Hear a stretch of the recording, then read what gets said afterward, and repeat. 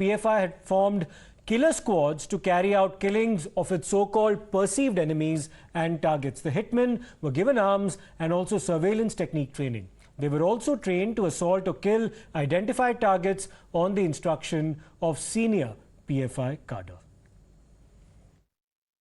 It's very bad that some political parties still support PFI indirectly. There are few Gram Panchayat which are running in along with the Congress, the HDP and the Congress. HDP, which is a part of PFI, that's the offshoot of PFI only, it's a part of PFI. They have formed panchayats, they are running the panchayats along with the help of Congress.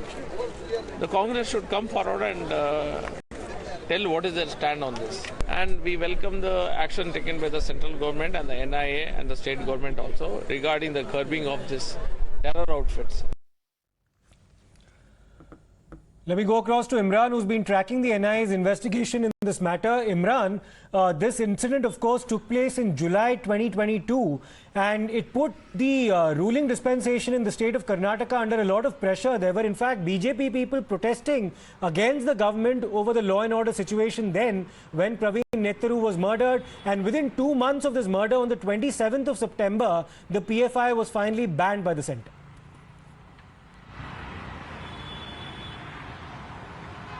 Well, absolutely, Siddharth. As you rightly pointed out, in July last year it happened, and Praveen Nettaru was the PFI cadres allegedly has had many lists to target the right-wing leaders, out of which they found Praveen Nettaru to be easy to go about, and he had less security, or he was vulnerable at that point of time. Now, after the killing of Praveen Nettaru, there was outpour of anger in the BJP ranks itself.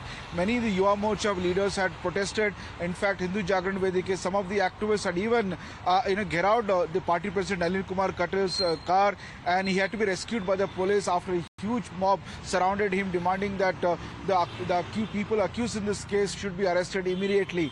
The case was handed over to NIA. NIA has arrested close to around 20 people in this case. Yesterday also we had flashed how 2 more people are involved in this case have been wanted, have been released, posters been released by NIA with a cash reward of 5 lakh rupees each. Now the charge sheet has been filed in Bangalore High Court, and it says that there was a kill squad there which the PFI had prepared and to target all these leaders as part of its larger plan. And now the charge sheet has been filed, revealing some of the minute details about how there were several teams in this case. One team was used to do only recce, one was to inform and keep a tab on the movements of Praveen Nettaru, and the final kill squad of 4 to 5 people came and killed Praveen Nettaru at his shop in Mangalore. And this is which led to a spate of attacks after that, a chain of violent attacks and counter attacks in Mangalore incident, leading to law and order situation in the district. Now this is a case which had the national headlines. Now after that, there was, as I said earlier, there was an outpouring of anger within the ranks and file of the BJP. Now the NIA has finally filed charge sheet in this case. Right, Imran, I just need to interrupt you. In fact, Imran, let me come back to you once again. Now, it's been a fairly exhaustive investigation that's been carried out by the National Investigation Agency. And out of the 20 people charge sheeted in this particular matter of the murder of Praveen Nettaru, Imran, there are at least 5 people who are still on the run. They yet need to be apprehended by the agencies.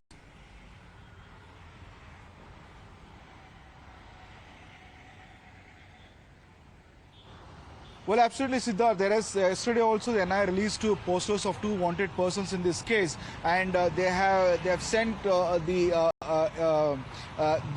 posters, and I released those posters of 2 people, including a cash reward of 5 lakh rupees each to 2 of them. One was Abdul Sharif and Mannan. It's 2 people who are still wanted in this case, is what NIA is telling. That Imran, just stay with us. Vinod Bansal of the Vishwa Hindu Parishad joins us. Vinod Bansal ji, thank you for speaking to us. The NIA has filed a charge sheet in the murder of the BJP Yuva Morcha worker Praveen Nettaru, who was killed by PFI in Mangaluru in July last year, and some of its findings are scathing, including a PFI conspiracy to establish Islamic rule in India by 2047.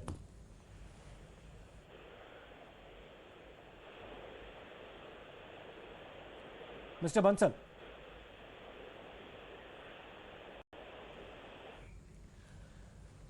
Mr. Atikur Rahman is also with us. We'll come back to Mr. Bansal in just a short while. But Mr. Atikur Rahman, how do you respond to this charge sheet that's been filed by the National Investigation Agency that speaks of the PFI wanting to establish Islamic rule in India by 2047? They had prepared hit squads, they had prepared hit lists.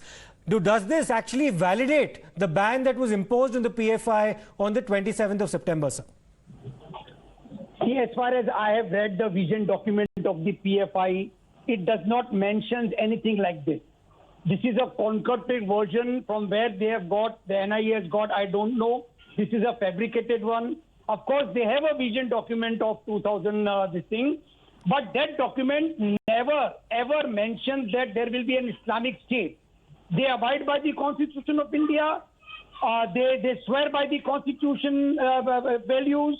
I do not know why, for election purposes, the BJP always, corners PFI and the other Muslim organizations. But Mr. Atikur Rahman, were they swearing by the Constitution of India? For example, when they chopped off the hand of Professor T.J. Joseph in Kerala so many years ago, they were also convicted eventually for those crimes. Were they swearing by the Constitution when they undertook a campaign of hate targeting people from the Hindu community, be the RSS member Rudresh, or for that matter even Praveen Nettaru of the BJP recently? How can you say that they were swearing by the Constitution when their cadre were involved in all these actions, sir?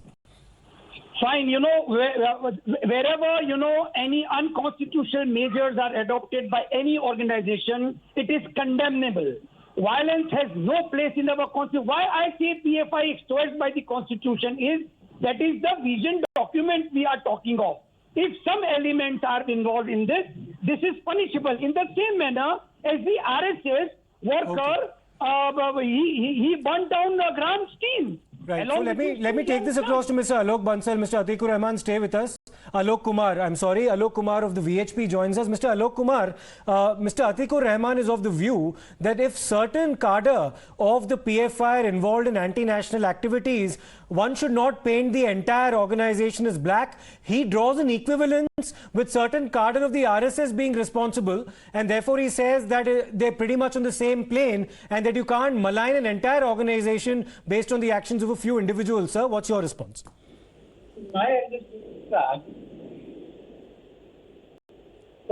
I know no RSS pattern it can be free from taking part in any terrorist activity. But then this time the NIA has confirmed that we were always saying about. It has confirmed that the NIA as an organization under the leadership of its leader was investing in terrorist acts with an aim to convert India into an Islamic state by 2040.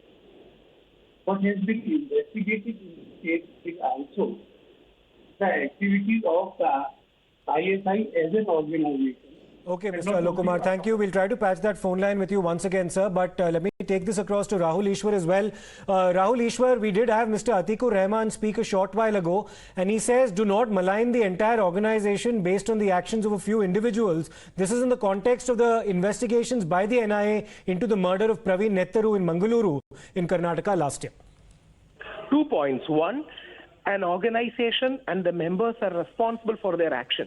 If we say we cannot malign an entire community based on the actions of you, it sounds reasonable. But an organization means a committed, collected group of people with a shared ideology and shared vision working for something. And even in the Praveen Nettaru case, our agencies have clearly pointed out they want to establish some kind of an Islamist rule in India. That's their agenda. How can any government tolerate that? So Islamists, such kind of hardline, radical, Wahhabi, extreme Wahhabi-inspired movements should be curbed. Government is going ahead in a swift manner, and this is beyond politics because this is a matter of terrorism, extremism, radicalism, which will affect everyone. So this is not a matter of community. This is not a matter of persecution. This is a matter of national security, and all the matters of national security should be given that weightage, and we should not be politicizing it. We should not be communalizing it.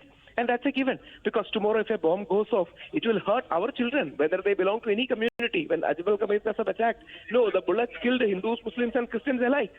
So it's a very sensitive case. We shouldn't play politics over it. We shouldn't have some kind of a victimism, a persecutionism kind of an idea where one community members feel that they are being victimized or persecuted. That's not the way to go ahead. And one important point, PM Modi ji and Sajid Dover, according to media reports, have consulted and took into confidence the mainstream Muslim communities, and they were also for the action against Popular Front of India. Community members themselves are You're right. against Popular Front of India and other hardline organizations. Yes.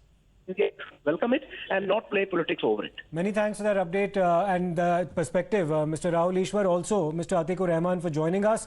We'll slip into a short break and we'll come back with more updates lined up for you on the other side. Don't go anywhere.